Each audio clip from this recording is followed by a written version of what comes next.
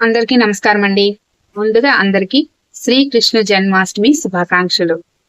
దశావతారాల్లో 8వ రూపమైన శ్రీకృష్ణుడు ద్వాపర యుగంలో జన్మించిన రోజునే మనం శ్రీకృష్ణ జన్మాష్టమిగా మనం పూజ చేసుకుంటాం.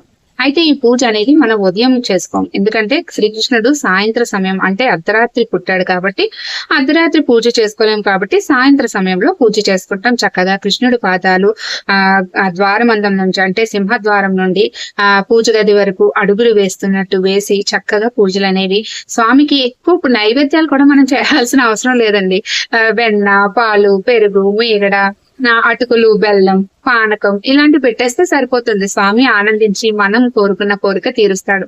అయితే ఐశ్వర్య ప్రదాత అయిన శ్రీకృష్ణుడు కుచేటుడికి వరం ఇచ్చిన విధంగా మనకు కూడా అనుగ్రహం ప్రసాదిస్తాడు. అయితే పూర్తి వీడియో నేను ఆల్రెడీ అప్లోడ్ చేస్తున్నాను. ఇంట్రెస్ట్ ఉంటే మన ఛానల్ నేమ్ కింద ఇస్తాను. ఇంట్రెస్ట్ ఉంటే ఒకసారి చెక్ చేయండి. స్వస్తి.